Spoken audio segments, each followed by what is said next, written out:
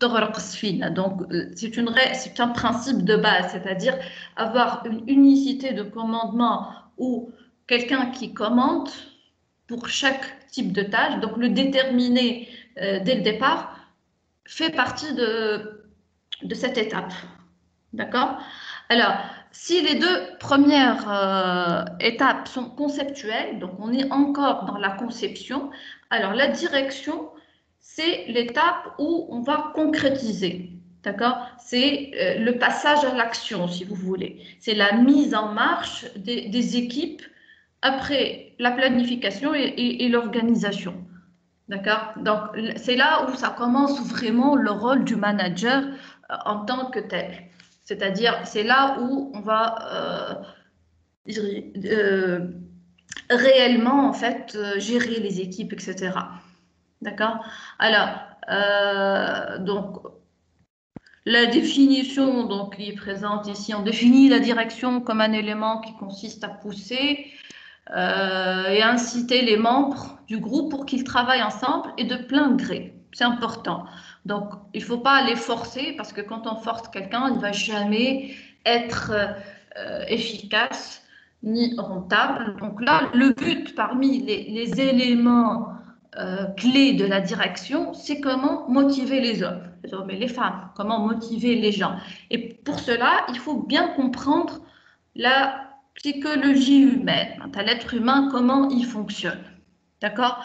Donc, l'équipe dirigeante va orienter la stratégie de l'entreprise, elle va commander les membres de cette entreprise et ce mode de commandement, il va différer d'un gestionnaire à un autre. On appelle ça les styles de management ou les styles de direction, etc.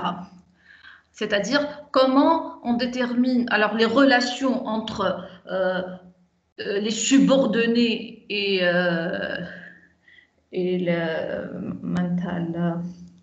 le dirigeant, donc la hiérarchie entre les membres, donc comment déterminer cette relation-là.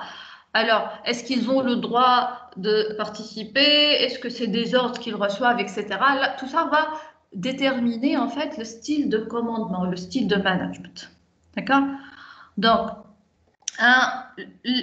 Likert, c'est un psychologue américain, a défini en fait 4 styles de direction. Alors, dans les différentes structures, on peut les caser dans l'une de ces 4 grands styles de management. Alors, le premier style, c'est le style autoritaire, d'accord? Donc, le manager, c'est lui qui commande, c'est lui qui donne les ordres. Il n'accorde peu ou pas de confiance aux salariés et ne les consulte pas généralement, d'accord? La communication, elle est descendante, c'est-à-dire elle va dans un seul sens du haut de la hiérarchie vers les subordonnés, d'accord? Et le système de motivation va alterner récompense et sanction. Donc, si tu fais une mauvaise chose, tu es sanctionné. Si tu fais bien les choses, tu es récompensé. Enfin, c'est un peu une sorte un style primaire, on va dire. D'accord? C'est comme, bon, je ne vais pas utiliser le terme, mais on va en discuter après. D'accord?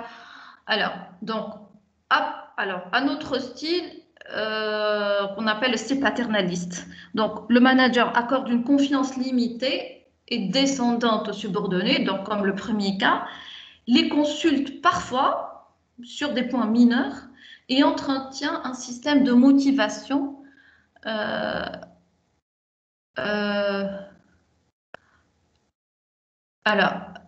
alternant récompense et sanctions. Donc là, pour le premier cas, c'est plus le système repose plus sur la peur, sur les sanctions. Il y a moins de récompenses. Pour le deuxième cas, il y a ces deux-là. Donc moi, je me suis trompée des deux puisque...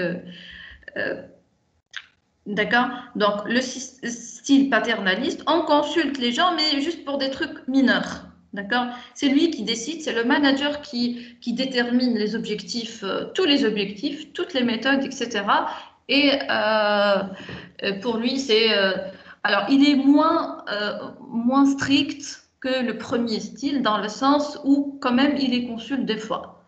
D'accord? Alors, pour le premier style, ça peut être... voilà, ce qui est observé, c'est dans des usines où la majorité des employés ne sont pas qualifiés. Ça peut être une usine de confection de textile à l'ancienne, parce que là, ça a changé. D'accord? Donc, alors tu fais ça et ça, tu as un certain temps pour réaliser, et puis c'est tout. D'accord? Alors, c'est clair que ça ne peut pas, ce genre de management ne peut pas s'appliquer dans des entreprises avec des gens qualifiés, avec des gens, des ingénieurs ou des cadres supérieurs, etc. Ça ne peut pas marcher. On va voir pourquoi. D'accord? Alors, troisième style, c'est le style consultatif. Le manager consulte des subordonnés avant de prendre une décision, mais reste le seul à décider au final. Il encourage l'esprit d'équipe et la communication fonctionne à double sens. Donc là, on s'améliore un petit peu. D'accord? On s'améliore un petit peu dans le sens où il y a une communication dans les deux sens. D'accord? Mais il reste le seul à décider à la fin. D'accord? Ça peut être, alors comment les consulter les équipes, ça peut être à travers des réunions. Par exemple, l'entreprise va lancer un nouveau produit, elle peut regrouper les équipes pour ce qu'on appelle un brainstorming. Je ne sais pas si vous connaissez le terme. Un brainstorming, c'est une technique utilisée surtout en marketing. Alors, tu évoques un terme et on va débiter tout ce qui est en rapport avec ce terme-là. Pourquoi? C'est pour collecter le maximum d'idées et pour, en fait, détecter des éléments auxquels on n'a pas pensé. D'accord? Donc, tu fais, par exemple, je vais lancer un produit dans le domaine de... ça peut être pour... bon, dans l'IT, la technologie, pour les jeunes. Ben, alors, tu veux, par exemple, déterminer comment tu vas se lancer là, un jeu, d'accord? Un jeu pour jeunes, par exemple. Alors, euh, tu écoutes les gens, tu les écoutes, tu essayes de collecter le maximum d'idées, le maximum de mots qui sortent, et en fonction de ça, tu vas déterminer ta stratégie ou ta politique de lancement du produit. Par exemple, qui dit jeune, si vous dites les jeunes. Mais bon, ça peut être tout et n'importe quoi. Nonchalance, ça peut être des couleurs, ça peut être... euh, euh, la recherche de la jovialité, etc. Femme l'esprit, le brainstorming, comment on collecte un maximum. Alors des fois, alors ce style consultatif, il était à un certain moment, c'était une révolution dans le domaine du management. À un certain moment, c'était clair que c'est les méthodes classiques, notamment autoritaires, c'est-à-dire tu es ouvrier, tu n'as pas ton mot à dire dans tout ce qui est éléments conceptuels, ou tu n'as pas ton mot à dire sur la stratégie de l'entreprise, etc. Donc déjà, c'était un grand pas. D'accord? Alors, actuellement, c'est plus enfin, actuellement, je ne sais pas, mais en tout cas, plus moderne, c'est le style participatif. Alors, tous les membres de l'équipe participent à la prise de décision. L'esprit d'équipe est la règle et l'information circule librement. D'accord? Alors, ça peut être, donc on peut même carrément lancer un vote pour la prise de décision. D'accord? Et c'est vraiment, c'est un mode qui était impensable il y a quelques années. Le fait que c'est les employés ou c'est les gens qui travaillent qui décident en fait de l'orientation de l'entreprise. D'accord? Donc, les 4 styles, on va voir comment Google, en fait, utilise ces éléments. Alors, est-ce que quelqu'un... Alors, je vous écoute. Est-ce que quelqu'un a des choses à poser ou vous pensez que... Qu'est-ce qui serait le plus efficace? En fait, le style autoritaire a fait ses preuves à un certain moment et dans certains secteurs.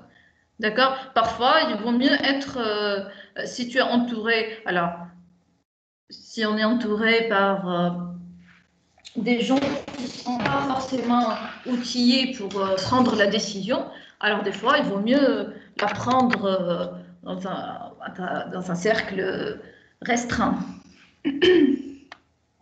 C'est bon? Alors, est-ce que quelqu'un a une remarque ou quelque chose à dire à propos de ça? C'est clair?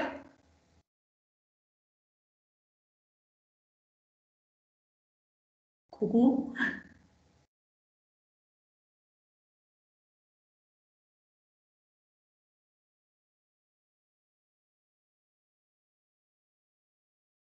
Bon. Alors, ben, je termine mon exposé par rapport à ça, puis on commence ensemble le cas Google. D'accord? Alors, comment motiver les gens ou comment mettre, en fait, attirer les collaborateurs à donner le maximum à être le plus productif et être créatif, etc. Donc là, c'est bien sûr l'objectif de tout chef d'entreprise. Donc c'est clair que une volonté spontanée des collaborateurs ou des travailleurs est beaucoup plus efficace que quelque chose d'imposé où ils sont obligés de le faire. Alors, quelqu'un qui va à son travail sans motivation, c'est une catastrophe pour l'entreprise et pour lui-même. Donc, une personne qui n'est pas épanouie dans son travail n'est jamais efficace. D'accord? Donc, il y a eu beaucoup d'écrits, beaucoup de théories par rapport à la motivation, les théories de la motivation. On ne va pas les évoquer maintenant, je vais les résumer en quelque sorte, quels sont les éléments sur lesquels l'accent est mis. Et on va en fait un peu traiter de la hiérarchie des besoins selon Maslow, ce qu'on appelle la pyramide de Maslow, qui peut nous aider à comprendre certains comportements, d'accord, des employés. Alors, notamment pour Google, parce que là, on va voir que Google, il fait tout pour ses employés. Maintenant, si vous consultez la rubrique carrière, voilà, sur le site, vous allez voir que les avantages sont incroyables en termes d'avantages. Et pourtant, il y a des gens qui quittent ailleurs. On peut voir pourquoi, en fait, comment les retenir, qu'est-ce qu'il faut faire pour non, retenir les meilleurs et surtout qu'ils soient complètement dévoués à ce travail et épanouis. C'est clair que les dirigeants ne cherchent pas l'épanouissement des employés juste pour leur bien-être, mais surtout pour qu'ils soient le plus efficaces possible en ce qui concerne leur productivité. D'accord? Donc la motivation est définie comme étant l'ensemble des impulsions, des désirs, des besoins, des préférences qui incitent une personne à réagir favorablement. Donc, tous les éléments qui vont stimuler la volonté d'une personne pour qu'elle agisse spontanément. D'accord? Alors, bien sûr que on peut motiver les gens par l'argent. La rémunération, elle reste quand même un élément important de la motivation. C'est un facteur, clé. Donc, si tu n'es pas bien payé, voilà, si il y a alors d'autres qui proposent plus, donc là, c'est un élément,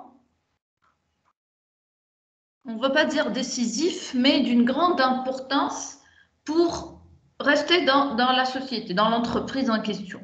D'accord? Il a été prouvé que la rémunération est largement insuffisante pour motiver et pour garder en fait les meilleures compétences. D'accord?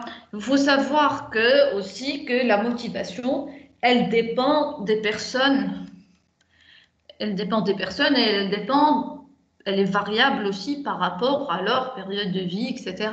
Donc, une femme qui vient d'avoir, qui veut avoir s'occuper de sa maison et de ses enfants n'a pas les mêmes éléments de motivation que quelqu'un qui est célibataire, voilà, qui est jeune, etc. Donc, ça, c'est très variable et c'est très personnel. D'accord? Mais généralement, on détecte les facteurs suivants en termes de motivation. D'accord? Alors, on parle de l'équité. L'équité est importante. C'est-à-dire que si tu constates que tu occupes le même poste, voilà, deux personnes qui occupent le même poste et qui reçoivent des avantages différents, donc là, c'est un élément de démotivation. D'accord? Alors, je ne sais pas si vous le savez ou pas, mais même dans les grandes boîtes, d'accord? Je ne parle pas de la Tunisie, mais en France aussi, aux États-Unis ici, il y a une grande différence entre rémunération entre hommes et femmes. Donc, la différence de salaire pour un même poste, pour un même les mêmes qualifications. Jusqu'à maintenant, il y a une grande différence de rémunération. D'accord? C'est injuste, mais donc actuellement, donc on essaye de le réduire parce qu'il n'y a pas de raison en fait. Alors, à part l'équité, il y a la reconnaissance. Alors, là, c'est très important. Donc, la reconnaissance, alors, vous allez voir que pour Google, en fait, pour les gens qui partent, pour les compétences qui partent, entre autres, ils partent parce que ils fournissent beaucoup d'efforts et leur effort n'est pas reconnu à sa juste valeur ou le résultat de leur effort est attribué à l'entreprise en tant que telle, dans son ensemble. C'est-à-dire, il n'est pas mis en valeur individuellement. D'accord? Reconnaître le travail des gens, leur qualité, leur dévouement, c'est un élément clé pour les retenir et pour extraire le meilleur d'eux-mêmes. D'accord? Alors, aussi, la qualité des liens sociaux, qu'on appelle le climat ou l'ambiance de travail. D'accord? Donc, tout ça, ça fait partie de la culture des différentes entreprises. Donc, avoir une ambiance de travail conviviale et épanouissante est parmi les éléments clés de la motivation. Donc, on voit que beaucoup d'entreprises ont compris cette idée et actuellement, ce qu'on appelle les team building, je ne sais pas si vous connaissez le principe, les activités relatives au team building, c'est par exemple organiser des matchs de foot, organiser des week-ends, organiser des activités qui se font entre les collègues pendant le week-end, parfois avec leur famille, parfois seuls. Le but, justement, c'est de créer des liens sociaux solides parce que les managers ont compris, d'accord, que c'est un élément clé pour les garder et les motiver. D'accord? Alors, le rapport avec la hiérarchie, là aussi, ça va nous servir beaucoup dans ce cas-là. Est-ce qu'on participe aux décisions? Est-ce que vous êtes complètement ignoré? Est-ce que votre avis importe? Etc. Parfois, une simple remarque d'un directeur ou une petite attention de rien du tout, elle peut vraiment changer. Elle peut changer en fait la bonne volonté des collaborateurs ou des employés. D'accord? Alors, bon, les conditions de travail, de manière générale, c'est les conditions physiques comme le confort physique. Est-ce que ça peut être l'hygiène, ça peut être le confort, à la présence, climatisation, etc. Donc, tout ce qui est éléments physiques. Là aussi, c'est d'une grande importance. Maintenant, si tu vas à ton boulot tous les jours et tu passes 8 heures par jour ou plus, parce que dans les grandes boîtes, c'est pas les 8 heures, mais tu peux être dévoué. En fait, des fois, c'est les 12 heures. Et si on est motivé, si on est dans des bonnes conditions, en fait, on ne compte pas les heures. D'accord? Le but, c'est comment aboutir à ton objectif de la meilleure façon qu'elle soit. D'accord? Alors là, on a ici ce qu'on appelle la pyramide des besoins de Maslow. Donc, Maslow a hiérarchisé les besoins humains. D'accord? Et alors comment mettre en pratique cette pyramide et comment l'utiliser pour stimuler la motivation des collaborateurs. D'accord? Donc la première, bien sûr, est-ce que vous l'avez déjà vu quelque part? Allez, deuxième année. J'en ai parlé au cours d'économie l'année dernière, je ne sais pas si tout le monde l'a fait. Alors, les besoins, donc selon Maslow, sont répartis en 5 catégories. Il y a d'abord les besoins physiques, physiologiques, d'accord? Besoins physiologiques de l'être humain, c'est la faim, la soif, la survie, la sexualité, le repos, l'habitat, etc. Tout ça, c'est les besoins primaires indispensables. Ensuite, une fois que ces besoins sont satisfaits, donc là, la personne recherche la sécurité, se sentir en sécurité et se faire confiance à son environnement, à son entourage, etc. D'accord? Alors, troisième niveau, c'est le besoin d'appartenance. Alors, l'être humain exprime donc a un besoin naturel d'appartenir à un groupe, de faire partir d'un groupe, être aimé, être écouté, être compris, faire partie d'un groupe, être estimé par les autres, estimer les autres, avoir un certain statut, etc.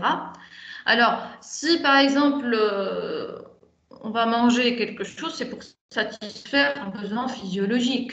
Si on va à un restaurant chic, etc., où on dépense beaucoup d'argent pour aller au restaurant, c'est parfois pour être parmi des gens, donc avec des gens qui sortent, qui apparaissent de la meilleure manière possible, etc. Dire que on a une vie sociale, qu'on aime voir les gens, etc. Donc c'est naturel, d'accord? Des fois on se demande, alors pareil, tu vas à un spectacle, le spectacle, voilà, tu vas à une salle de cinéma, actuellement tu peux voir tous les films ou écouter toutes les musiques possibles là où vous voulez, mais aller dans un spectacle, dans un contexte particulier, ça fait satisfait un besoin qui est le besoin d'appartenance, c'est un besoin culturel en fait, un besoin social, d'accord, qu'il ne faut pas nier, d'accord, être parmi un groupe. Est-ce que vous me suivez dans ma logique, mon raisonnement? Est-ce que ça vous parle? Voilà, je dis des trucs connus. Je vais avoir une seule réaction, les amis. مدام Oui? مش كاين البزوان 4 والبزوان 3 نفس الحاجة ولا من بعض Un besoin d'estime. Besoin d'estime, c'est le sentiment d'être utile et d'avoir de la valeur. conserver son identité. C'est pas vraiment la même chose. Alors, tu peux être dans un groupe, d'accord, fréquenter des gens, tu peux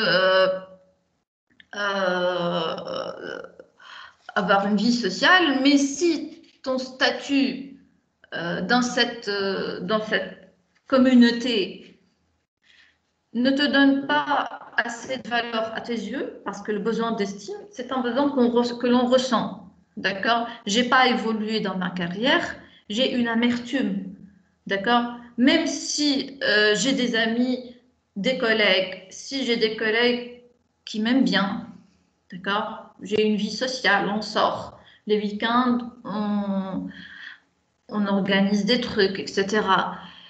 Mais si je sens que les gens ne m'estiment pas ou que j'ai pas une utilité, je sens que je suis sans utilité, d'accord, il reste quand même un besoin insatisfait, d'accord, une amertume qu'on ressent. On a envie de s'imposer par quelque chose. Alors, des fois, dans un groupe, on remarque des comportements bizarres. Alors, des gens qui essayent d'attirer l'attention par tous les moyens. Là, c'est un besoin d'estime qui n'est pas satisfait et qui en essaye de le combler par des actions bizarres, etc. Comprenez? Alors, cette pyramide, en fait, elle est utilisée pratiquement dans tous les domaines de des sciences sociales. Elle est utilisée en marketing pour déterminer, définir et créer les produits, etc. Parce qu'on produit pour satisfaire les besoins. Quels besoins? Eh bien, tous ces besoins-là. Alors, on l'utilise en psychologie, on l'utilise dans management, etc. Parce que l'être humain est complexe et il ne s'agit pas de boire, manger et avoir suffisamment d'argent. Il y a tout ça à la fois. Alors, des fois, on se demande pourquoi. Alors, je finis le dernier vraiment, la dernière étape, le dernier type de besoin qui est le besoin de s'accomplir. De s'accomplir, c'est de créer quelque chose. Ça, c'est l'extrême. Il vient en dernier lieu. Une fois que tous les autres sont satisfaits, alors une personne qui stagne, qui ne crée pas, qui n'est pas, qui sent qui n'apprend pas, d'accord? Tu n'es pas le meilleur dans ton domaine, tu n'es pas en train d'avancer, etc. Le besoin d'accomplissement est aussi fait partie en fait des choses à satisfaire. D'accord? Alors, notamment, alors, si vous êtes dans une boîte IT, d'accord? Une boîte où, ok, ma Google, voilà, on peut voir que faire partie de Google n'est pas donné à tout le monde. Des fois, il est plus difficile d'intégrer Google que Harvard parce que vraiment, ils recherchent les meilleurs.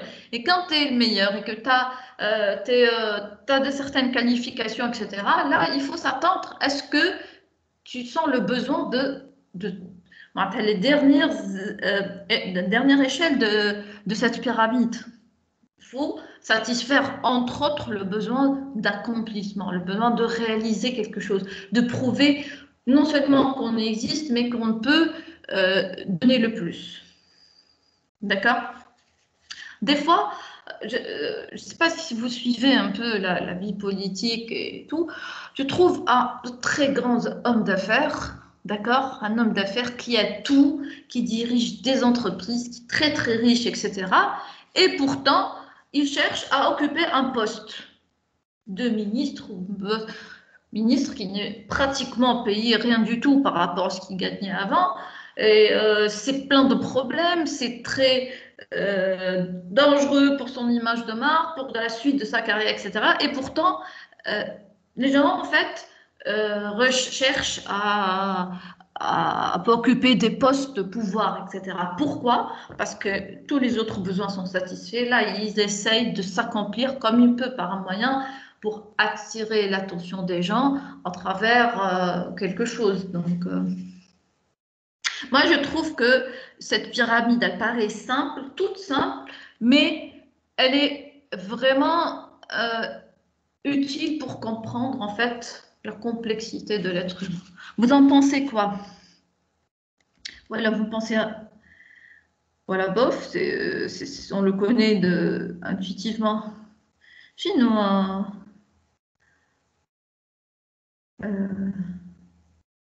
j'ai oublié. Ok. Je connais un domaine pour le par rapport à ça. Est-ce que vous êtes d'accord avec cette hiérarchie, cette hiérarchie en fait des besoins? Alors justement, donc cette pyramide, elle est utilisée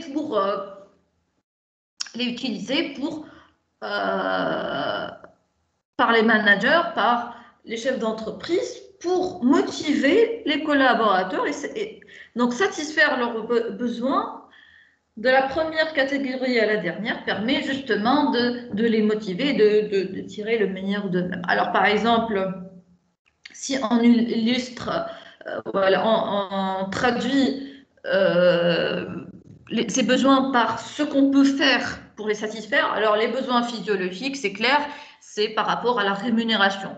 Avoir un salaire permettant de vivre décemment, un salaire qui te permet de satisfaire ses besoins tranquillement, les meilleurs qui soient, etc. Alors, besoin de sécurité, ça se traduit par une certaine stabilité d'emploi. Alors, tout d'abord, stabilité d'emploi. Alors, si vous êtes une société avec un turnover très élevé, turnover, c'est-à-dire des gens qui sortent, qui entrent, qui sortent, etc. Alors, c'est pas les mêmes têtes du tout. Alors, pourquoi les gens partent? Parce qu'ils ne sont pas satisfaits par les conditions de travail, parce qu'ils ont trouvé mieux, etc. Donc, cette instabilité, elle va pas motiver les gens. Donc, elle va réduire la motivation des employés. Alors, on sait que donc, parmi les tâches en fait des managers, c'est de se comparer à la concurrence. La concurrence, alors les boîtes ou les entreprises qui font la même chose que vous, qu'est-ce qu'elles offrent? D'accord? Qu'est-ce qu'elles offrent pour leurs salariés? Alors, il faut s'aligner sur ces conditions, voire faire mieux. Sinon, tu vas avoir un turnover élevé. Un turnover, c'est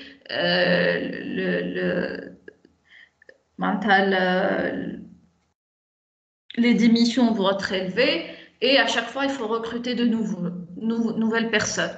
Et ça crée une sorte d'instabilité d'emploi. D'accord? Alors aussi, des conditions de travail sécurisantes, donc là, il parle des aspects physiques. Ça permet aussi de satisfaire cette deuxième catégorie de besoins. Alors, besoin d'appartenance, être intégré dans un groupe de collègues, être informé régulièrement de la vie de l'entreprise. Oui, mais il n'y a pas que ça.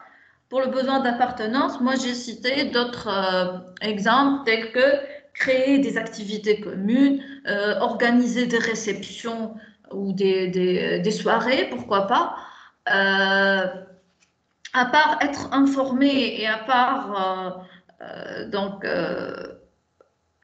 favoriser en fait cette ambiance de travail, donc le manager ou les managers peuvent concevoir et peuvent penser à des activités communes.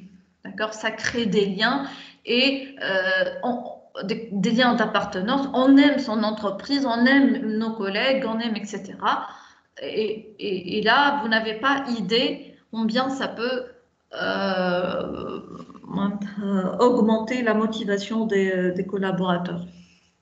Alors, pour le dernier besoin qui est vraiment, pour certains, c'est un luxe, d'accord? Alors, si tes besoins physiologiques ou de sécurité, c'est-à-dire que tu es toujours menacé par un licenciement, etc., ou si t'es pas dans un milieu épanouissant de travail, là, tu vas pas chercher à t'accomplir. Donc, les autres besoins ne vont pas carrément, on ne va même pas les regarder. C'est pour ça qu'on parle de hiérarchie. Il y a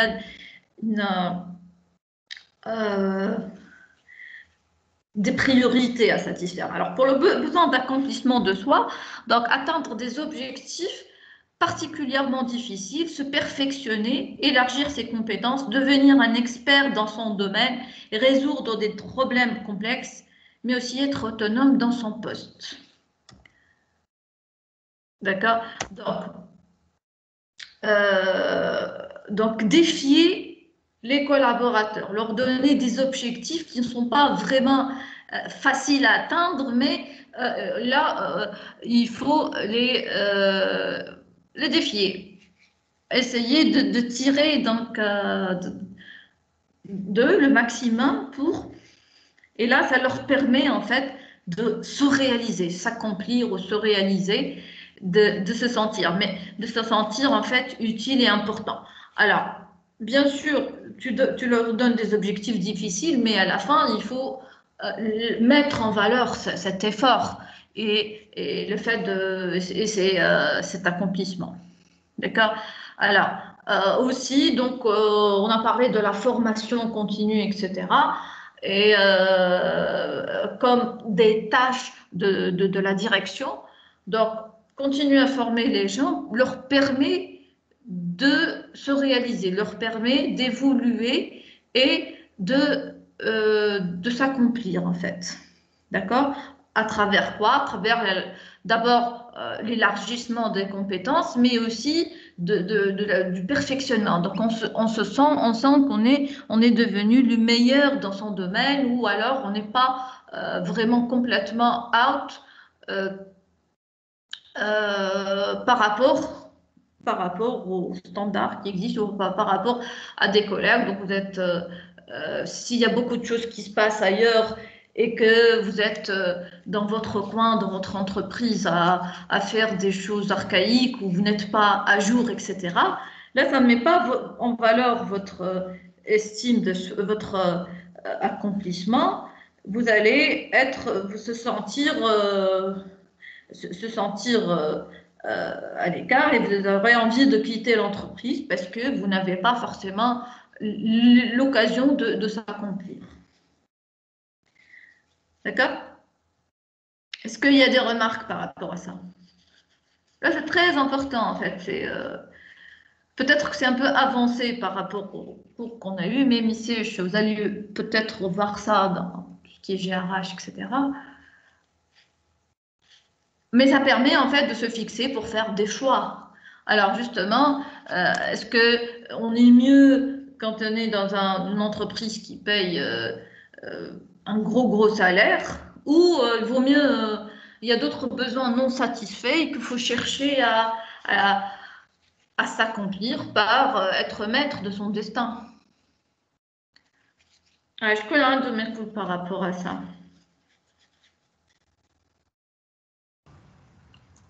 مدام بلي تنجم تبارتاجينا الفيشي هذايا؟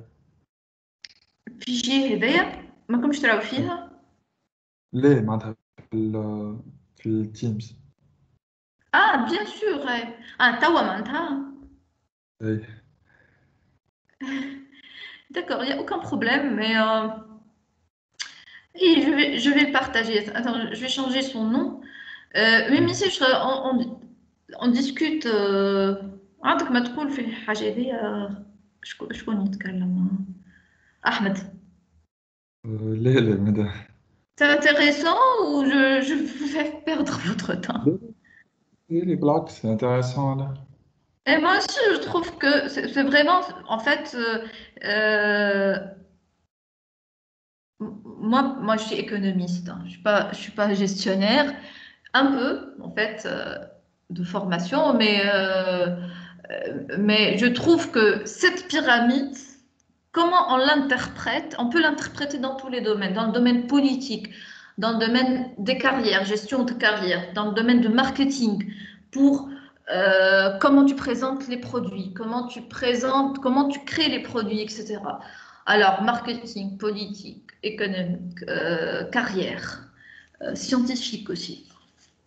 D'accord? Donc, je trouve que c'est parmi les choses à connaître bon, même pour un cours de primaire de principe de gestion, c'est important de focaliser sur ces aspects. Ben, je vais changer le nom de اسمه Kaggle, mais en fait, اسمه مش Kaggle, je vais partager avec vous. Donc, commencez à lire le deuxième document. Attendez, le cas. Bon, il est un peu long, mais ça se lit rapidement. Hein. C'est pas, c'est ce qui m'a un article fait. Alors, l'idée ici, c'est de focaliser. Comme je vous ai dit, je ne l'ai pas fait. Je n'ai pas répondu noir sur blanc sur les questions parce qu'on va le faire ensemble. D'accord? Donc, ça sera interactif, s'il vous plaît. On sait. Sinon, si on n'arrive pas à le faire en interactif, vous le faites à la maison, vous me l'envoyez, on fixera un autre rendez-vous pour le discuter. D'accord? Alors, il s'agit de décrire les principes sur lesquels se base le mode de gestion de Google, donc quelques principes, et de le caser dans un style de management donné. De quel style de management s'agit-il? Les styles de management, c'est ceux qu'on avait vus tout à l'heure. Autoritaire, paternaliste, consultatif, voilà, participatif. D'accord? Et ensuite, on va focaliser sur la deuxième, sur le deuxième aspect qui est la motivation. Donc, comment Google arrive-t-il à motiver ses employés? Donc, on va voir les acquis ou comment, qu'est-ce qu'il fait pour eux. Là, on peut, si vous consultez le site de Google dans carrière, vous allez voir réellement, en fait, quels sont les avantages de travailler à Google. C'est incroyable. Moi-même, j'étais éblouie en fait par le nombre d'avantages qu'ils ont. Alors ensuite, Google fait beaucoup pour ses salariés, mais apparemment pas assez pour retenir les plus talentueux. En effet, beaucoup quittent la boîte pour expérimenter l'expérience d'une start-up. Ils ont compris qu'ils font tout le boulot et c'est Google qui s'approprie le produit. Donc, c'est un autre article. J'ai hésité entre les deux. L'article s'appelle Vous cherchez quelque chose, d'accord? C'est par rapport aux salariés de Google. Pourquoi ils quittent? Il y a même un club informel, vous pouvez le voir sur Internet, qui s'appelle les ex-Googleurs. Ce n'est pas un cas isolé, mais c'est plusieurs personnes, les plus talentueuses, qui quittent et qui créent leur start-up. D'accord? Si bien, ils sont tellement nombreux qu'ils ont créé un club qui s'appelle les clubs d'ex-Googlers. Donc là, il faut poser la question. Pourquoi ils quittent? Donc, cette situation, qu'est-ce qu'elle vous suggère par rapport à la motivation des employés d'une manière générale? Qu'est-ce qu'ils manquent? Ils ont tout. C'est le paradis, en fait. Ils ont même donné des chèques en blanc pour des compétences qu'ils voulaient vraiment garder et pourtant ils ont quitté. Donc là, l'étude des besoins humains, de la pyramide des besoins, là, elle prend tout son sens en fait. D'accord? Donc on va discuter de ces deux choses. D'accord? Ben, je partage tout de suite, comme ça maintenant pas douche. Attendez, je vais partager tout de suite. Prenez le temps de lire, de commencer à lire le statut. Moi, le statut, le cas en fait.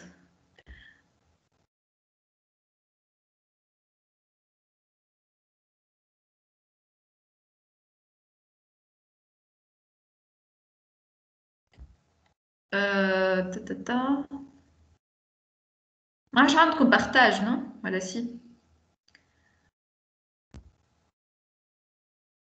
ماتش باهي بداو اقراو الواحد لو طون اللي نحط لكم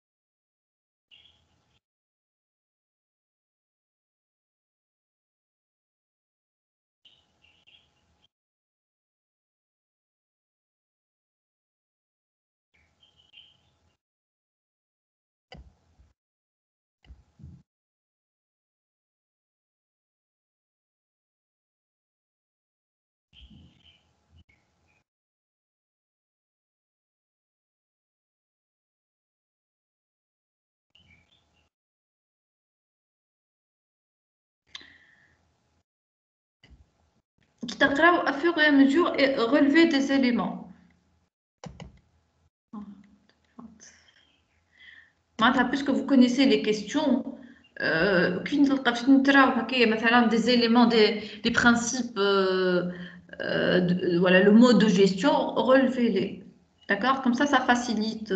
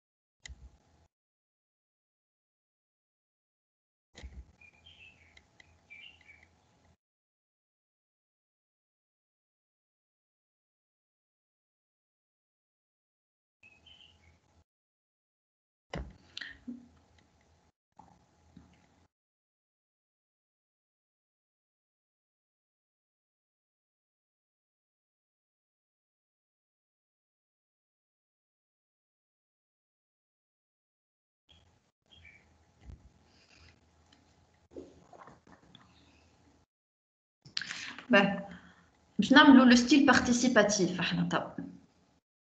Je nomme un cours participatif. Donc, on va répondre aux questions ensemble. Il n'y aura pas de corrigé. Voilà, donc prenez vos notes. Je prends note. D'accord?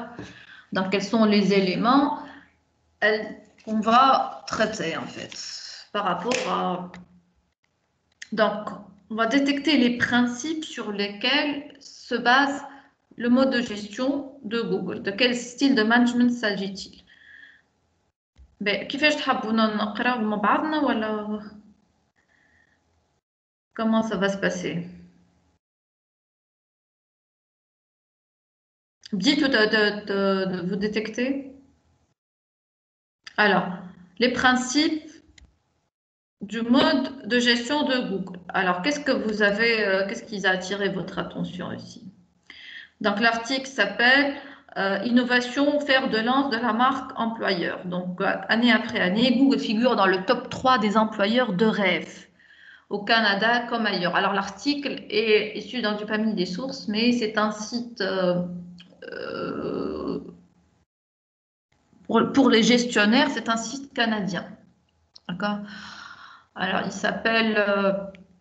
je vais mettre l'adresse si jamais vous voulez consulter d'autres articles, d'autres cas, pour ceux qui sont intéressés, bien sûr. Comme l'adresse dans le site. Alors, donc, Google, c'est parmi les top 3 des employeurs de rêve. Alors, en quoi son mode de gestion, qui fait la part belle à la créativité et l'innovation, crée un impact sur sa marque employeur? Sa marque employeur, c'est son image comme étant un employeur. Enfin, comment les meilleurs profils vont être attirés par cet employeur. Parce qu'une fois qu'on a des compétences importante et qu'on est créatif, qu'on a tout, on va voir qu'est-ce qu'on recherche réellement pour adhérer à ce genre d'entreprise. Alors, si on a de ces compétences-là, alors les chasseurs de tête vont vous arracher, quoi. Enfin, c'est une guerre pour attirer les meilleures compétences. Alors, donc, comment il fait justement pour attirer les meilleurs parmi ses employés? Alors, pour rester dans... je préfère les lire quand même, c'est pas une séance de lecture, mais à chaque fois, je vais commenter un truc. D'accord?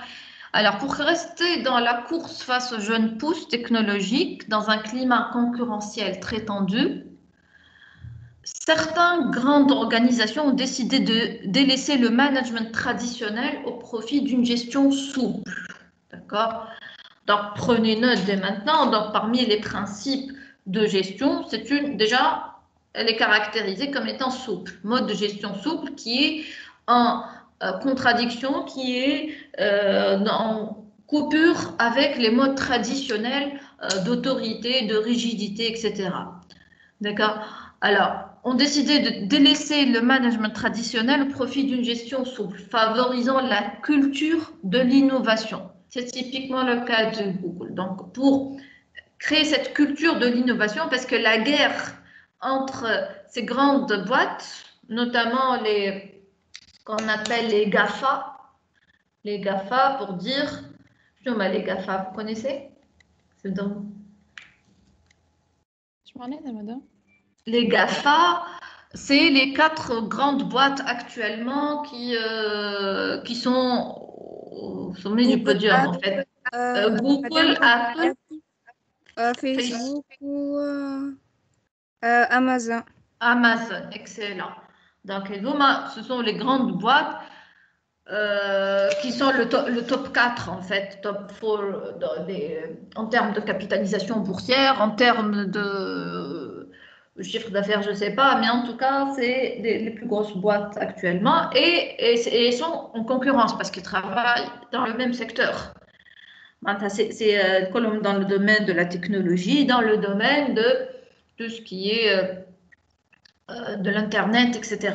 Il y a quelques années, les grosses boîtes étaient dans le domaine soit des télécoms, soit dans le domaine, c'était dans le domaine de l'énergie, notamment les sociétés pétrolières, etc. Actuellement, donc les 3-4 dernières années, c'est plutôt dans le domaine technologique et dans le domaine, en fait, surtout de la vente en ligne et tout ce qui est en rapport avec Internet. D'accord? Donc, c'est une grosse concurrence entre eux pour l'attraction des jeunes pousses technologiques. Les jeunes pousses, ce sont les compétences, en fait, dans ce domaine-là. Alors, comment maintenir un esprit créatif et innovant chez ses employés alors que l'on est dans une multinationale et que l'on compte 60 000 collaborateurs dans plusieurs pays du monde? Alors, là,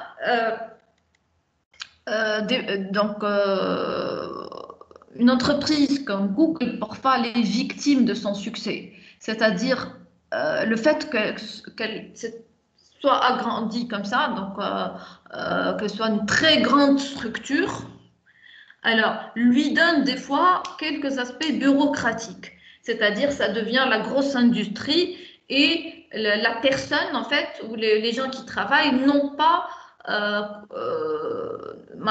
ça ne favorise pas l'individualisme, ça ne favorise pas la mise en valeur des personnes. Et cette raison-là, le fait qu'elle soit très grande, est parmi les raisons de quitter Google. D'accord? Cette bureaucratie due à l'agrandissement démesuré de cette boîte. Alors, toujours à la pointe, la firme de Mountain View est citée chaque année dans le top 3 des employeurs de rêve aux 4 coins du globe. Quelle est la recette de ce succès? Voici quelques éléments de réponse. Appuyé par l'éclairage de Jean-Philippe Gauthier, directeur plateforme média chez Google Québec, conférencier au point de, etc. Donc, c'est cette personne qui a fait en fait l'article, qui a aidé à élaborer ces éléments. Alors, tout d'abord, donc parmi les éléments, un autre élément, c'est un modèle hiérarchique non conventionnel. Comment ça? Donc, attirer les talents ne représente pas vraiment un problème pour Google. Les jeunes diplômés se bousculent littéralement aux portions de l'entreprise. Au portillon de l'entreprise. Toutefois, il faut savoir que tout le monde ne peut pas prétendre être recruté par la prestigieuse entreprise. Il serait même 25 fois plus difficile d'intégrer Google qu'Harvard. Donc, ils attirent les compétences, oui, mais pas n'importe qui. D'accord? Il faut vraiment avoir des qualifications particulières. Alors, qu'est-ce qu'ils cherchent? Alors, l'entreprise embauche exclusivement des créatifs brillants, smart creative, qui cumulent 3 qualités. Alors, ils ont le sens des affaires. Voilà. Ils sont forts techniquement et ils sont très créatifs. Alors, fort techniquement, c'est avoir, donc connaître les dernières méthodes de développement, les dernières innovations dans le domaine, etc. Donc là, c'est technique. Alors, avoir le sens des affaires. Qu'est-ce que ça veut dire avoir le sens des affaires? C'est-à-dire, à votre avis, qu'est-ce que vous pensez à quoi? Avoir le sens des affaires?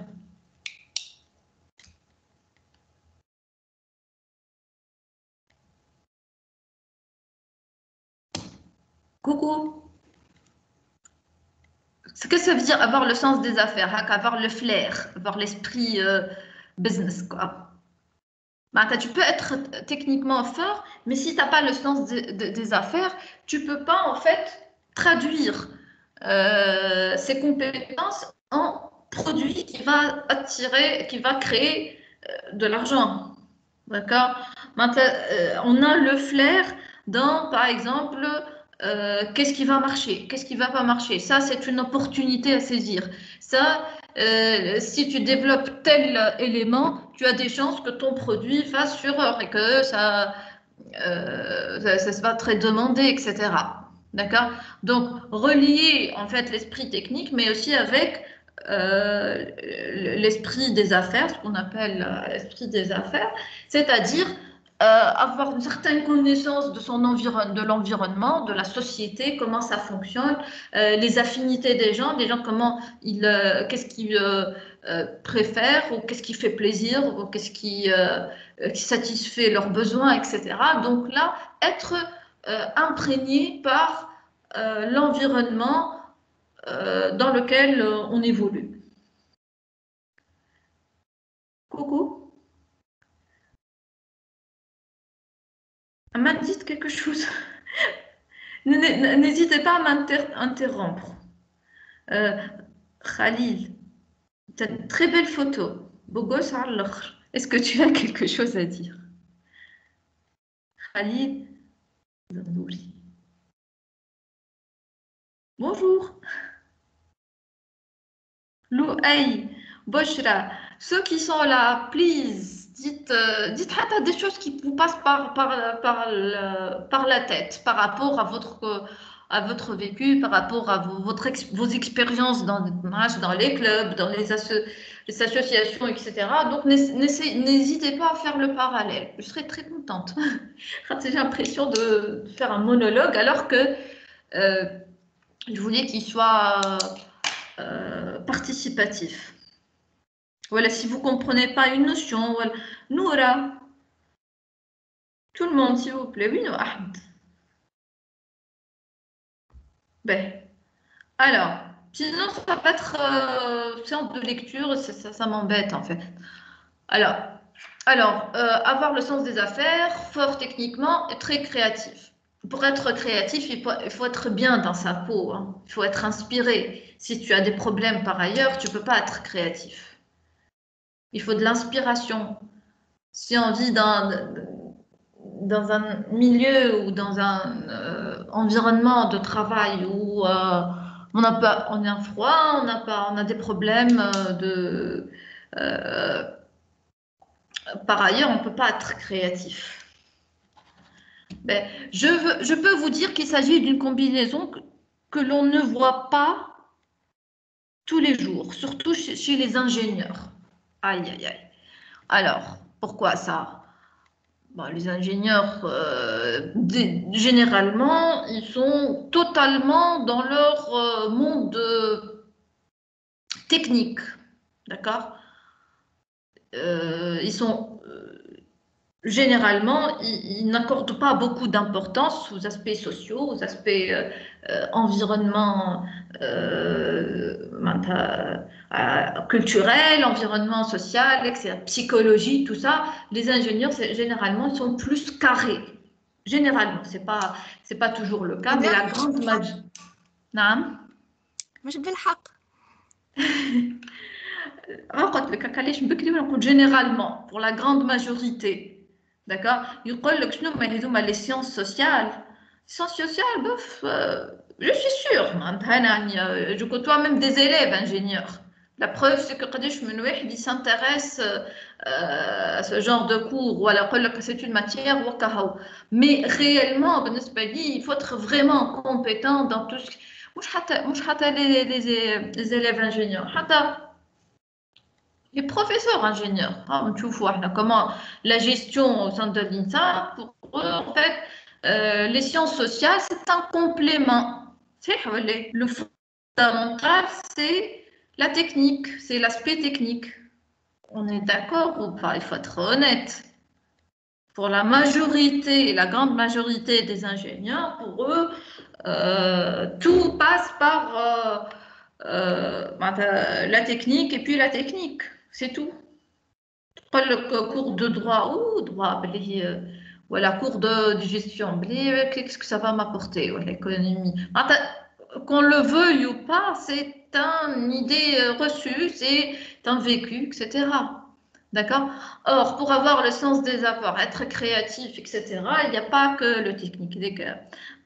Et puis, c'est pas moi qui l'ai écrit, c'est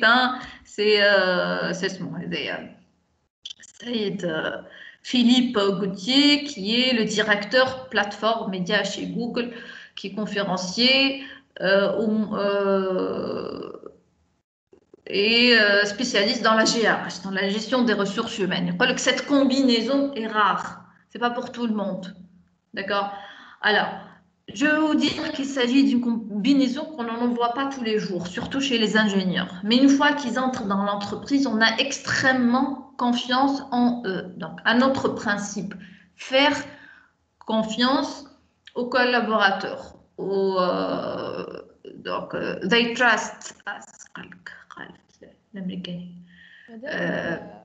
مرة نتفرج على اليوتيوب على فيديو متاع عباد يحكيو كيفاه الخدمة في سيليكون فالي شي جوجل وفيسبوك وكل. En fait, ils ont tous réclamé l'ambiance غاديك ياسر convivial معناها كي تدخل l'entreprise ما تحسش روحك جاي تخدم. En fait, عاملين هكا دي شامبر وين ترتاح معناها حتى البلايص اللي تخدم فيهم هكا كلها دي بوف ومعناها مش هكا بيروات وسيريو وكل شيء. C'est ce qu'on va voir ici. Maintenant, vous n'avez pas idée. C'est une boîte où on se fait masser. Maintenant, tu peux faire des massages. عندك carrément. مش ما نعرفش في l'article هذايا ولا الآخر اللي قلت j'ai hésité entre deux articles. Il y a des endroits pour faire des massages. Alors, il y a les soucis du quotidien. Où est-ce que vous allez garder vos enfants? exactement. فما حتى بلايص الصغار وين تحط صغارك وكل شيء نتاع يجيك هاو. Des garderies pour enfants, des salles de sport, des salles de télé, etc. Vous avez le temps. Alors, on va dire que 20% de c'est les aspects de motivation. On focalise sur les principes de gestion, les principes de management. Donc là, la confiance. Donc, une fois que tu es dedans, on ne te traite plus comme étant un employé, mais tu es un collaborateur. D'accord? Donc, on te fait une confiance totale. Pour garder ses talents et les motiver à donner le meilleur d'eux-mêmes, Google mise donc sur la confiance et la transparence. Confiance et transparence, d'autres principes, via un modèle de management où employeurs et employés sont sur un pied d'égalité. Un autre principe, il n'y a pas de hiérarchie, il n'y a pas un ordre descendant qui dans le style paternaliste ou dans le style autoritaire, donc sur un même pied d'égalité. Le premier guidant le second, plus qu'il le commente, et où les évaluations sont réciproques. Ça, c'est très important. Évaluation réciproque. Moi, j'aimerais bien, à la fin du cours, que vous faites une évaluation pour moi, en tant que prof. D'accord? Moi, je vais vous évaluer, mais j'aimerais bien aussi que vous m'évaluez pour que je m'améliore, en fait. Pourquoi? Peut-être que j'aborde des sujets qui ne sont pas intéressants, peut-être que je ne sais pas faire passer l'information, peut-être que... Donc, j'aimerais bien qu'à la fin, donc, on fasse pareil, qui m'a Google, une évaluation réciproque. Donc, là, notre principe, c'est égal à égal, traiter les employés comme étant sur un pied d'égalité. Alors, les managers guident les employés et plus qu'ils les commentent. Alors, la prise de risque pendant inévitable de l'innovation est également récompensée. Donc, c'est très original, je ne sais pas comment ils le font. Alors, lorsqu'un projet échoue, l'employé n'est pas puni. Au contraire, il est félicité. Prime, promotion, reconnaissance pour avoir su déceler à temps ce qui finalement ne fonctionnerait pas. Donc, c'est le summum de la confiance et le summum de l'encouragement. Parce que quand tu es dans un projet, quand tu es dans l'innovation, il faut croire que c'est pas toujours, ça va pas aboutir tout le temps. C'est pas gagné d'avance en fait. D'accord? Donc, si quelqu'un est découragé, il ne va pas faire un effort par la suite pour essayer de créer autre chose. Par contre, si tu l'encourages, donc ça va lui donner un coup de pouce pour qu'il se donne à fond. D'accord? Donc là, c'est un élément mentassé parmi les principes qu'on devrait citer, c'est-à-dire encourager l'innovation par la reconnaissance, par la promotion, etc. Et ne pas punir pour un projet qui ne marche pas. D'accord? Alors, communiquer, être ensemble, tout se dire. Mais juste à une idée. Après, vous allez collecter tout ce qu'on avait dit, d'accord? Ce sera un travail fait de votre part. Vous allez me l'envoyer, d'accord? Les réponses, parce que là, la synthèse, en fait, on est en train de répondre, mais la synthèse, vous allez le faire vous-même, d'accord? Et ça sera des bonus dans le DS, dans l'évaluation de DS. DS, déjà, il est comptabilisé sur 22 points. C'est pour... c'est des conditions spéciales en ligne, etc. Et pour vous encourager. Et en plus de ça, alors pour ceux qui remettent le travail, donc alors non seulement que c'est compris dans l'examen, mais aussi ce sera des bonus pour ceux qui remettent. D'accord? Donc, comme ça, c'est pour vous encourager à faire la synthèse vous-même. Je peux faire la synthèse. Deadline. Ça serait bien qu'elle قبل l'examen. D'accord. Et je vais essayer de corriger. Je vais essayer de vous remettre les notes قبل l'examen. Donc, ça serait d'ici une semaine. C'est bon? La fin de la semaine prochaine. Ça vous va? OK? Voilà, ça sera un exercice pour vous, ce sera une façon de préparer, mais surtout un petit effort que vous pouvez retenir en fait. Alors ensuite, communiquer, être ensemble, tout se dire. Les espaces d'expression et d'échange sont légion au sein de l'entreprise. Les bureaux de Montréal sur Sainte-Catherine disposent aussi d'une salle de musique, d'un mur d'escalade, ainsi que de plusieurs salles de repos que les employés utilisent vraiment, tient à préciser M. Gauthier. Comme chez nous, le moment du repas est une occasion pour les employés de Google de se réunir et de parler de leurs projets respectifs. Bref, chez Google, tout est bon pour stimuler les idées et encourager leur partage.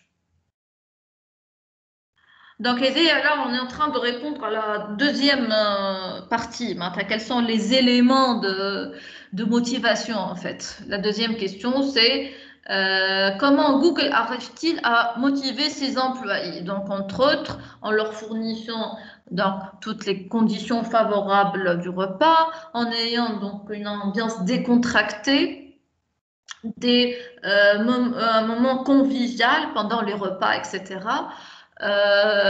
Bref, les moyens de divertissement qui existent, comme la musique, comme les sports, les salles de sport, etc. Alors, je continue. Oui? مادام حسيتها ياسر معناها العباد معناها على طول في مع بعضهم وكل معناها ils ont pas respecté اللي فما des personnes معناها ils sont introverts و personnalité معناها ما همش يحترموا في les personnalités الكل فما عباد ما يحملوش يكونوا على طول هما هكا معناها en contact مع العالم قلت عليهم ils ont supposé les الناس الكل ils ont des extroverts وعلى طول مع بعضهم لي بيرو في وجوه بعضهم معناها فما عباد ما يحبوش برشا Excellente remarque, oui. Alors, on ne sait pas, en fait, là, on n'a pas une idée sur l'agencement des bureaux, l'agencement des espaces de travail, etc. Là, l'article, il met l'accent sur les moments conviviaux, mais il n'est pas dit que c'est un open space, voilà, qui sont forcés d'être avec tout le monde. Je ne sais pas, il faut voir... en tout cas, l'article ne le dit pas, à mon avis. Il parle des moments de partage, être ensemble et tout se dire, mais peut-être que c'est ponctuel, c'est pendant les repas ou pendant les moments de repos, comme ça. Non, qui fait l'agencement des bureaux, franchement, il faut voir. Tu es d'accord? D'accord, madame, je vais chercher. Allez, on va chercher, exactement. Alors, celle-là. Donc, tout est bon pour stimuler les idées, encourager leur partage. Donc, il m'appelle, en fait, c'est pas... Moi, personnellement, je préfère être seule dans un bureau pour être créative. Je suis avec les gens. Je me rappelle quand je travaillais dans une boîte open space, j'attendais que tous les autres sortent pour être dans le cadre, pour pouvoir... les choses vraiment difficiles, j'arrive pas à les faire avec des gens qui sortent, entrent, qui discutent, etc., qui sont au téléphone. C'est vrai que c'est difficile des fois de s'intégrer dans ce genre d'espace. Alors, ensuite, d'ailleurs, les employés sont autorisés à passer 20% de leur temps au bureau sur un projet qui n'a rien à voir avec leur travail. 20% de liberté. C'est au cours de ce temps-là que la messagerie Gmail a été développée, ainsi que Google Street View, ou encore le projet de panneaux solaires Sunroof. Bon, 20% du temps, tu fais rien. Moi, tu ne fais rien, mais tu fais autre chose. Qui t'inspire, voilà, une idée, etc. Vous pouvez, tu n'es pas obligé de travailler sur le projet qui est affecté à votre charge, mais c'est une marge de liberté. Celui qui a une idée, voilà, celui qui veut développer quelque chose, il peut le faire. D'accord? Alors, mais chez Google, la communication est également descendante. Chaque jeudi, les fondateurs de l'entreprise Larry, Page et Sergey Brin, s'adressent à leurs collaborateurs. Donc, il y a un autre principe, c'est une communication aussi descendante. Il n'y a pas que le partage ou égal, mais aussi, alors, descendante, elle vient du haut de la hiérarchie vers les employés. Donc, pendant 1 heure captée en vidéo pour être accessible au bureau du monde entier, les 2 dirigeants présentent les nouveaux venus et surtout divulguent les secrets de l'entreprise. C'est très fort, ça. Quand tu as divulgué les secrets de l'entreprise, ça veut dire on vous fait confiance complètement. D'accord? C'est-à-dire que la confiance, encore une fois, est mise en valeur avec les collaborateurs, entre les collaborateurs. Donc, une fois que tu es dedans, alors, quand même, tu as 1 heure de vidéo accessible au monde entier. Tu as dit que 60 000 personnes peuvent être au même endroit. Là, ça développe énormément le besoin d'appartenance. D'accord? Ça crée cet esprit d'appartenance à une boîte, cette partie de dévouement, d'accord? Cet esprit de dévouement. Et c'est ce qui fait que vous gardez les secrets de l'entreprise, même si vous n'êtes pas satisfait à 100%, même si vous cherchez ailleurs, mais ils vous font confiance, ils divulguent des secrets. D'accord? Ça, c'est un élément très fort, je trouve personnellement, en même temps, en fait, dans le monde entier, les dirigeants s'adressent à tous les employés.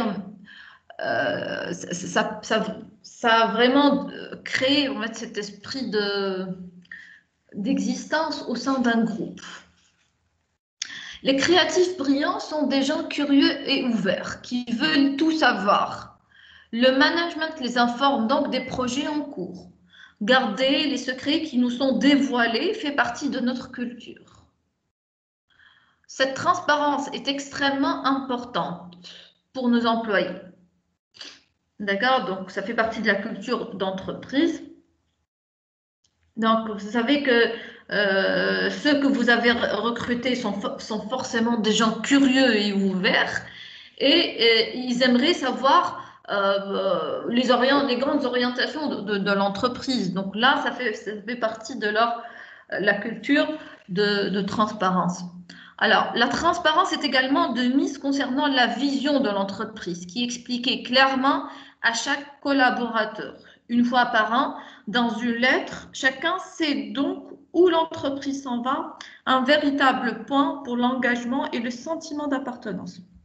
D'accord? Donc ça, c'est ce que je viens de dire. Donc, les compétences du manager ou du gestionnaire, c'est parmi les grandes compétences, c'est la qualité de la communication. Donc, comment tu communiques pour des gens avec qui tu travailles. Et tu communiques non seulement pour les informer, mais pour les intégrer dans les grands objectifs de l'entreprise et la vision de l'entreprise. Si tu peux exécuter des petites tâches, voilà, des objectifs ponctuels, être en mission pour un projet particulier, mais si tu ne connais pas les grandes orientations, la vision globale, tu ne peux pas te donner à fond, en fait. D'accord? Alors ensuite, on va parler de la force du collectif, un autre aspect. Parce que la réussite d'une entreprise, on a dépassé le temps, voilà, on a prévu 2 heures, n'est-ce pas? Allez, on a prévu 2 heures. Mais on va bientôt... Alors, parce que la réussite d'une entreprise repose sur l'effort collectif. Google s'attache à recruter des profils variés. Des profils variés. Alors, la diversité et la parité, bon, on en parlera après. Alors, des profils variés, ça veut dire que, bon, des jeunes qui viennent de sortir de l'école, c'est important. Des gens expérimentés qui ont un recul par rapport à d'autres expériences, c'est important. Alors, des hommes et des femmes, des jeunes, des vieux, des artistes, maintenant, ceux qui sont un peu la tête dans les nuages, on appelle ça, ceux qui ont un aspect artistique développé, ou alors ceux qui sont vraiment rigoureux, carrés, etc. Donc un profil varié. Tout intéresse la boîte à condition qu'ils soient vraiment les meilleurs dans leur domaine. Donc la diversité et la parité sont deux éléments clés du processus de recrutement de la firme. Bien que, comme c'est le cas dans de nombreuses entreprises du secteur de technologie, de l'information et de la communication, les TIC, encore trop peu de femmes postulent. Les filles, on compte sur vous pour changer cette tendance. D'accord? Donc, on a une majorité de filles, je pense. Voilà, moitié-moitié. En tout cas, youpi. Donc, d'après ce que je constate, en fait, les dernières années, c'est les filles qui sont plus motivées. Désolée, les garçons, c'est pas par féminisme, mais c'est un constat. Si je reviens vers la majorité des cas, c'est des filières. En fait, IMI, etc., c'est plus des garçons. Là, je vois que des filles qui font. Bon, peut-être que les garçons font autre chose plus intéressant. On ne sait pas. En tout cas, on compte sur vous. D'accord? Alors, à noter également que si les ingénieurs constituent logiquement le gros du recrutement de la firme, les profils plus généralistes expérimentés ne sont pas boudés. Mais la mise en commun de ces expertises diverses permet en effet à Google d'accompagner efficacement la transition numérique des entreprises de ce monde dans un marché en mouvement perpétuel. Il a donné un peu l'objectif global, voilà, l'orientation générale, c'est de passer, faire une transition numérique des entreprises. La majorité, toutes les activités de l'entreprise vont être numériques. On va plus vers le numérique et passer vers le virtuel, entre guillemets. Avant, donc, certaines actions se faisaient sur le terrain, mais là, de moins en moins, en fait. Donc, c'est un marché en mouvement perpétuel. Enfin, l'entreprise est partisan de la philosophie « Sky's the limit ». Elle baptise ses projets 10 fois. Ou encore « Moonshots ». Je peux me faire ça. Lorsque l'on demande à un employé d'augmenter de 10% son rendement, il ne va pas changer ses habitudes. Alors que si on le met au défi d'en faire 10 fois plus, il va devoir modifier intégralement son approche d'une problématique. Au bout du compte, s'il réussit à faire 2 ou 3 fois plus, ça sera de toute façon bien meilleur que 10%. Conclut Jean-Philippe Gauthier. Bon. Là, c'est discutable. Hein. Je ne suis pas tout à fait d'accord. Maintenant, l'idée ici, c'est de mettre la barre haute. On exige de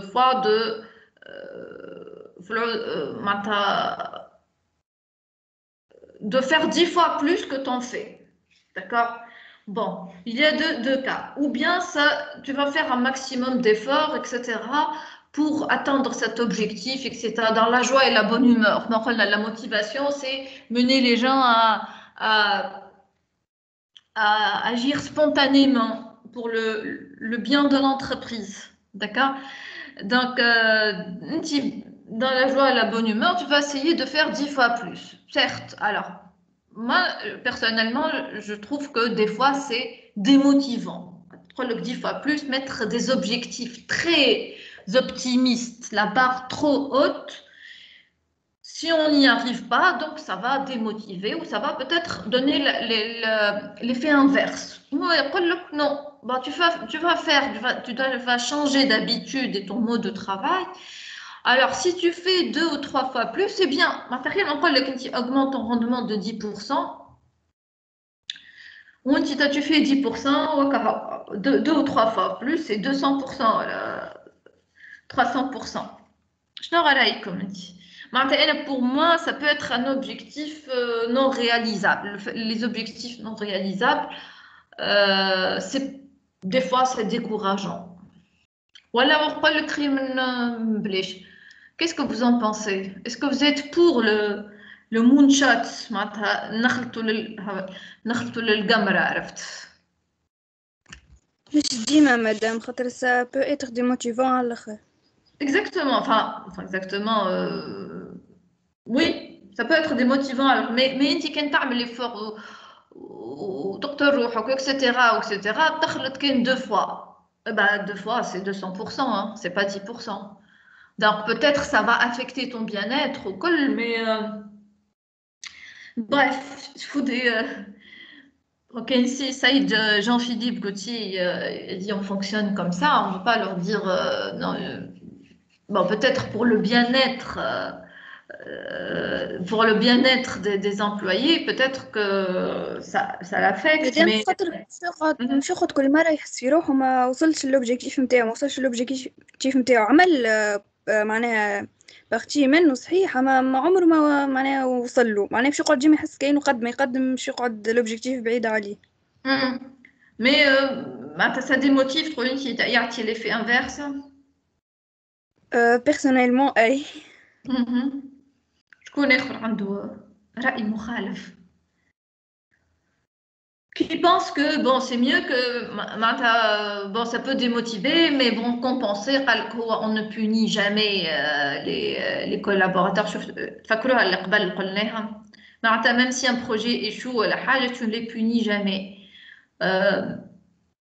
mais bon pour le besoin le besoin d'estime تاع Maslow تفكروا قبيلة le besoin d'estime et tout ça peut affecter l'estime de soi. Il pense, il pense que ses capacités sont limitées ou qu'il n'arrivera que c'est quelqu'un qui ne réussit pas, etc. Donc c'est vrai que les psychologues, je ne sais pas ce qu'ils en pensent, mais en tout cas, si on se base sur la pyramide de Maslow des besoins, on va dire qu'à fixer des objectifs irréalisables, ça peut affecter négativement la motivation des gens. Peut-être que ça a des effets de rentabilité plus importants. D'accord? Donc, mais à long terme, peut-être que c'est ce qui explique en fait les départs. D'accord? Ça peut être un motif de quitter Google. Pour la question d'après, donc comment Google arrive-t-il à motiver ses employés? Donc on a plusieurs éléments. Alors ensuite, Google fait beaucoup pour ses salariés, mais apparemment pas assez pour retenir les plus talentueux. En effet, beaucoup quittent la boîte pour expérimenter l'expérience d'une start-up. Ils ont compris qu'ils font tout le boulot et c'est Google qui s'appartient le produit, etc. Donc là, c'est parmi les raisons de quitter, c'est qu'ils quittent pour créer leur propre boîte. Alors aussi, en fait, qu'est-ce que j'allais dire? En fait, parmi les mesures que Google a prises pour garder ses employés qui quittent.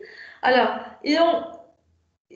certains, ils ont même permis de créer des structures, leurs propres structures, mais de rester quand même.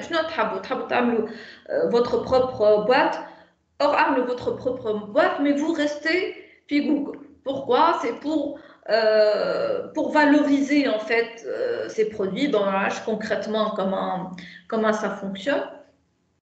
Mais il y a eu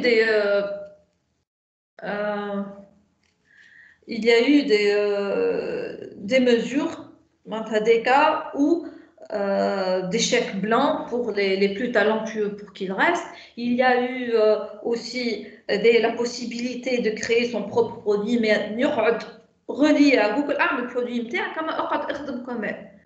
معناتها هذايا c'est le top de.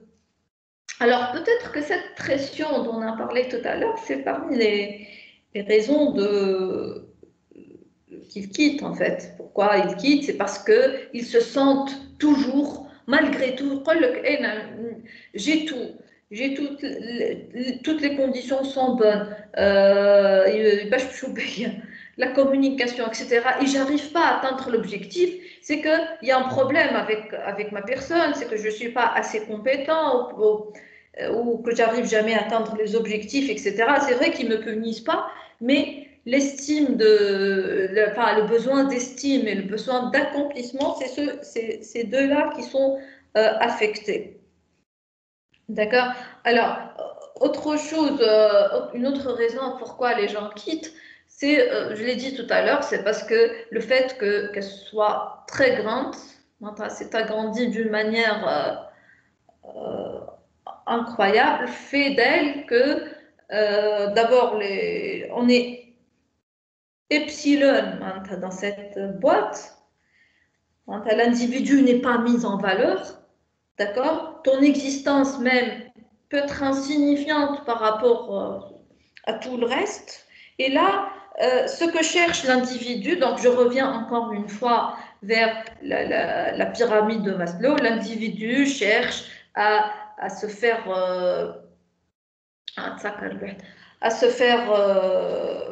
être reconnu, être valorisé, être important aux yeux des autres. D'accord?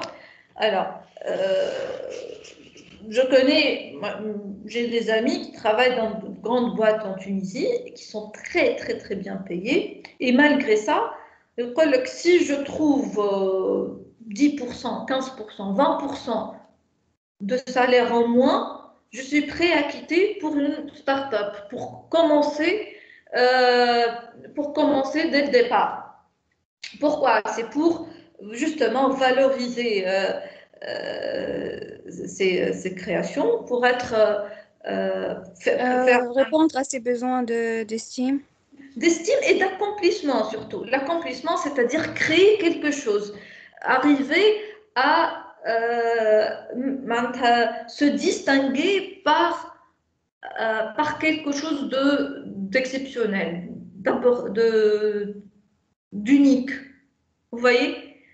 Donc c'est compliqué. L'être humain n'arrive jamais à le satisfaire en fait. D'accord?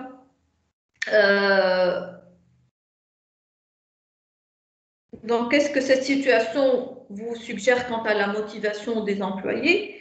C'est que les employés, en fait, si on se base sur la pyramide des besoins, les employés ont les besoins physiologiques de sécurité, etc.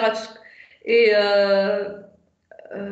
d'appartenance sont là, sont satisfaits, mais quand même, les gens cherchent à satisfaire d'autres besoins, tels que l'estime, tels que l'accomplissement, etc. Et là, ils le trouvent dans d'autres structures, moins avantageuses en termes de financier, en termes matériels, mais cette reconnaissance et cette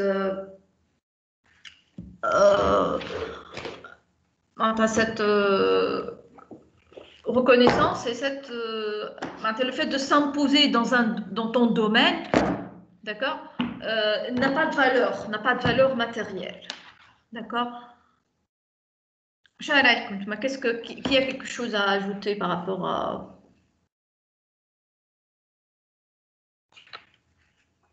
des questions, des réflexions? Comment vous allez répondre à ça? Donc, on se réfère à la pyramide de Maslow, certes. Et alors, j'aurais ajouté d'autres questions ici. Alors, par exemple, une autre question. Que feriez-vous pour garder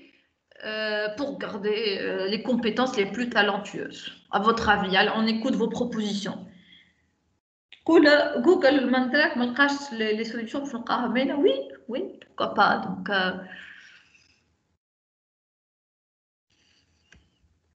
si vous voulez proposer en fait des mesures à Google, qu'est-ce qui manquerait? Donc, فما شكون un site شكون سهى زعما اللي قالت par rapport هذوما des objectifs trop élevés, ça démotive. Ben, ça c'est une idée. Autre chose, qu'est-ce qu'on peut proposer?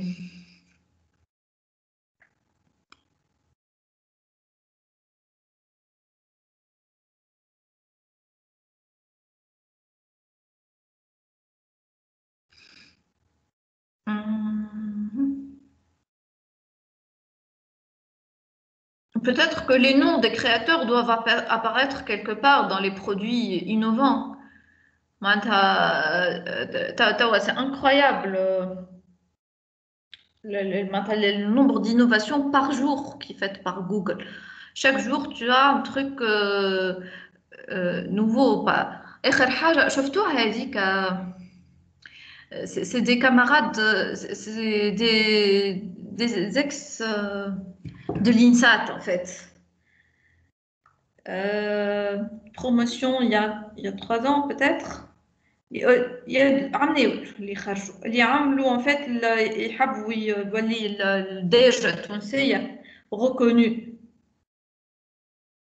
شفتوها هذيك؟ je vais partager avec vous طريقة برك تنوجها.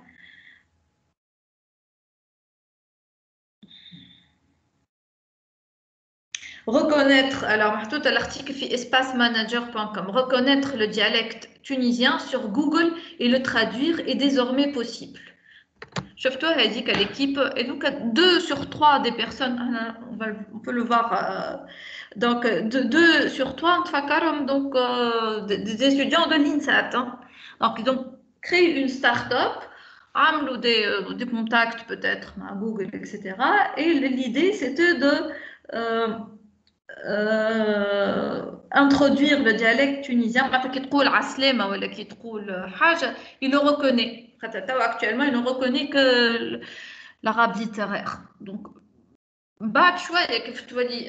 donc cette idée qui existe sur les fonctionnalités de Google, on ne voit nulle part ni Asma, c'est adorable. On va voir ni Asma ni Ahmed, on va voir Google qui a fait ça. Donc peut-être qu'il faudrait mettre en valeur les gens créatifs derrière ça. كل حاجة أي حاجة. سمعتوا بها ولا الحكاية؟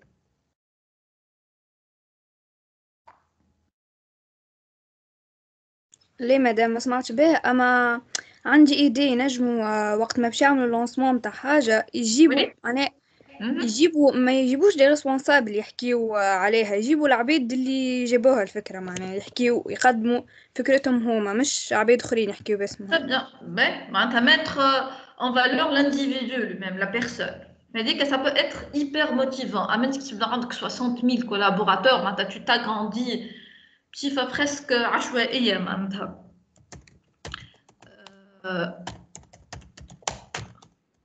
Peut-être que c'est difficile à mettre en application, ou alors se concentrer juste sur les reconnus par moi je reconnus. Se concentrer sur les grandes innovations, oui. Ils font dans le groupe. On appartient l'article. On appartient au groupe, on est dévoué pour son entreprise, etc. Mais vous allez avoir développé.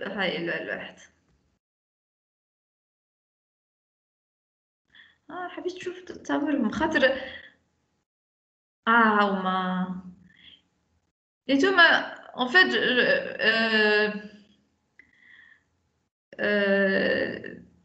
petite Asma يظهر لي فكرها sur le banc de l'INSA première année حتى cinquième année elle était très gentille très épanouie surtout elle était épanouie في l'INSA intégrée totalement dans les clubs. Elle participe dans les actions, etc. Vous voyez que c'est ce qui fait qu'on soit créatif à la fin et qu'on peut sortir quelque chose. Et il faut le partager parce qu'il faut avoir cette fierté d'appartenir à son institution. D'accord? Est-ce que ça a été intéressant la dernière ça a apporté quelque chose? Voilà, bof, c'est... Bon, je trouve mais bon. Elle est flugal. Bon, donc, qui m'a comme il faut... donc, si vous voulez m'envoyer vos réponses, synthétiser tout ce qu'on a dit, d'accord? Ce sera des bonus pour le DS. Voilà. Sinon, le contenu de cette séance fait partie du programme, du chapitre 2. Il se situe dans la troisième phase du processus de gestion, qui est l'étape de la direction, donc les différents modes de direction et les différentes tâches, notamment la motivation des gens. D'accord? Alors, مدام نبعثولك على الميل متاع الإنسان. je vous souhaite courage. Oui, على الميل نتاع الانسات ولا هنا تنجموا تحطوه انا فما يظل فيشي فيه devoir non ولا ليه pour la remise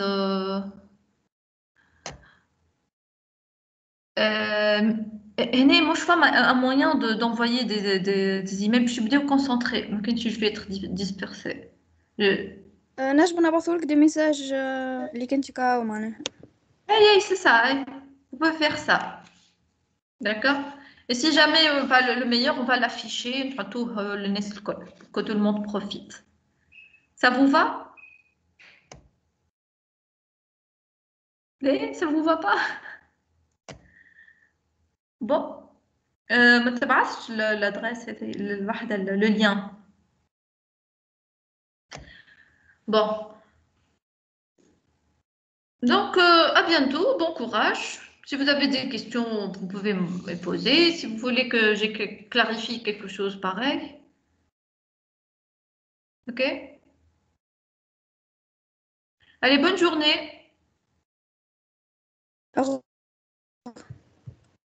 Merci pour votre présence.